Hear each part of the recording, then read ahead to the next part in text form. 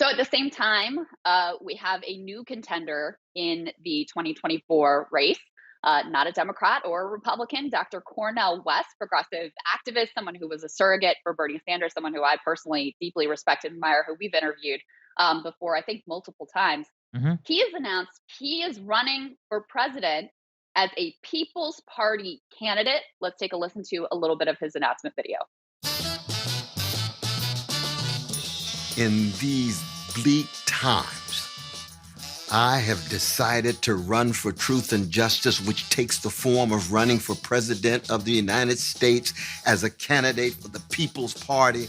I enter in the quest for truth. I enter in the quest for justice. And the presidency is just one vehicle to pursue that truth and justice, what I've been trying to do all of my life.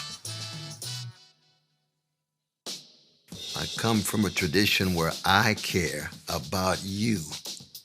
I care about the quality of your life.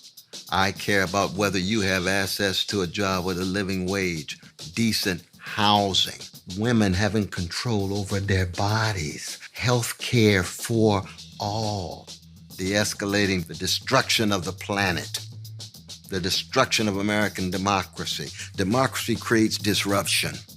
It creates an eruption. It creates an interruption. Wide from below, the energies of everyday people is manifest. And I know there are precious people in your life who you care for.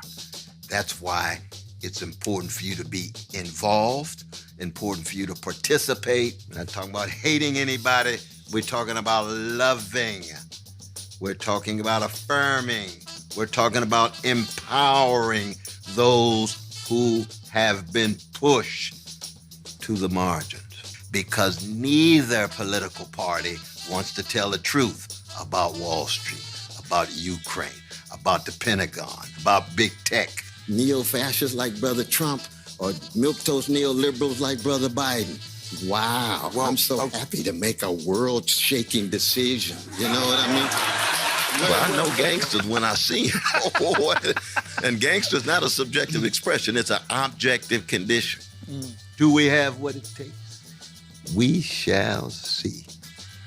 But some of us are going to go down fighting, go down swinging with style and a smile, accenting the best in you and trying to tease out the best in me. Let's do it together. So I Wow. think it's a Well, great video. yeah. Yeah, and Dr. West, I mean, he's an incredible force in American public life, someone I deeply admire and respect, a brave truth teller. I don't think anyone could take that away from him. And I just love his energy he has always brought of reaching out to people who may disagree with him, but never compromising his values in any way. However, the choice of running in this way with the People's Party is just confusing to me. Mm. If you're going to run third party, the Green Party has ballot access in almost every state. They obviously were able to have an impact and gain more traction in 2016 when Dr. Jill Stein ran. The People's Party, from what is publicly available, only has ballot access in 3 states. They've been around since roughly 2016-ish. They've never been able to elect a president. So effectively, you're signing up for what is really like a write-in campaign. I also have questions about how much your success you're able to garner as a third party candidate, just given the structure of American politics, the fact we have first past the post voting, the fact we don't have ranked choice voting. So I'm sort of confused about what the thinking is tactically here, because if you were going to go the third party route, there seem to be other vehicles. And also, frankly, leftists sort of tried the let's have an impact through a third party run thing in 2016. So you kind of know with a third party, like you're not going to win just because of the overall structure of American politics. But if your theory of change is, all right, this is going to put pressure on Biden and the Democrats to move more left and represent more of our values, well, that was tried in 2016. And rather than putting pressure on them to move left, what it actually caused them to do was to further smear and dismiss leftists and anyone who ever said even a single kind word about Dr. Jill Stein, to redouble their efforts to crush any sort of leftist insurgencies, to smear everyone as like, Putin's puppets and fascist sympathizers, etc. And just as a tactic, it wasn't successful. So that's sort of my take. I love Dr. West, doesn't take anything away from my respect for him, but as a tactic, I'm quite confused by it. It could be that he just wants media attention and he wants to try and move the race, in that way. In that way, I mean, listen, it could also be a way in order to garner funding for the People's Party in order to get them on more ballot access to try and get the initiatives in order to, set them up for future success. I think that's, one way to look at it. I mean, I think that really, yeah. In fact, that's probably the most likely scenario, which is given he's such a well-respected figure, and is Hmm. well known media wise, gaining enough attention both in the media forced to cover his run, but also to gain enough money and in volunteers, then they could go out and to try and get more ballot access so that they could become maybe the next Green Party in the future. Overall, I mean, look, I think people often confuse, political reality for like a judgment. Like I have no issues with third parties. It's always more I just come down to like, is this a real effort that's actually going to work? And that is why, Right. I mean, honestly, that's why I respect what RFK Jr. and Marianne are doing because they're running as Democrats. And especially with RFK, I mean, RFK Jr. is basically running, on the same policy platform as people who were green for decades. But he, I think, correctly intuited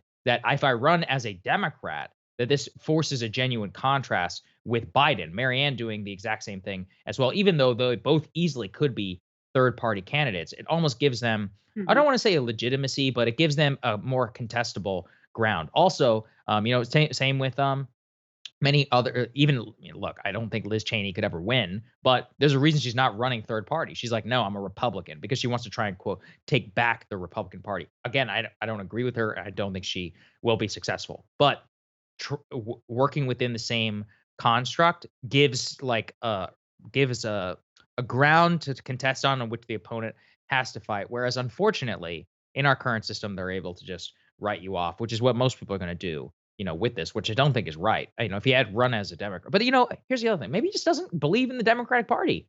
Nothing wrong with that. It's okay That's for him to Listen, not. that's Yeah. absolutely, that's Yeah. fine. And I do think there are potential 2016 levels of third party support, level of interest within the American electorate. You Yep. have a huge number of Americans who are disgusted with the idea that they're going to have to pick again between Biden and Trump, sentiment that I deeply relate to, right? So it's not like there's not an opening for people, for a third party candidate to get some chunk of the vote. Is that going to be a winning percentage? No, it's not going to be, just simply because of the structure of American politics. And we've seen the way that this has played out before. I mean, Bernie Sanders, there were problems with his campaign. He was, it was rigged against him. He wasn't able to get across the finish line. He came out a lot closer than Jill Stein did, for example. So, in terms of if you actually want to win the the state of American politics, the structure of the system is such that you have to compete in one of the two main parties. If you want to push Biden to the left, if that's your goal, I think we have sort of run the playbook and run the experiment before. And there's been more success, not that this worked out amazingly, but there's been more success pressuring him within the context of a Democratic primary, where, for example, Joe Biden did not want to cancel any student loan debt, right? Very clear. He would Hmm. not have taken a position on that. He wouldn't have felt pressure to do any of it in his administration had he not been on a stage with candidates like Bernie Sanders that were pushing the issue and forced him to have to take that stance. And then, once he's in office, he's sort of shamed into sticking with the very clear commitments that he made. So if your goal is not to win, but to push him left, I think we've also seen more effective tactics. And then I also have to say, like, I'm not trying to be mean here, but the People's Party's been in shambles. It's been in disarray. It's been rife with controversy. Their board members have been resigning left and right. There's allegations of sexual harassment and self dealing and all the rest of it. So it's just, again, it's hard for me to understand what the goal is or what the tactics are. And it's disappointing to me because I do have so much respect for Dr. West. I would love for him to have a huge impact on American political discourse and, the direction of the country, because I do think he's such a powerful voice. And it's hard for me to see how this maximizes his chances to have the greatest impact on Yeah. American political life.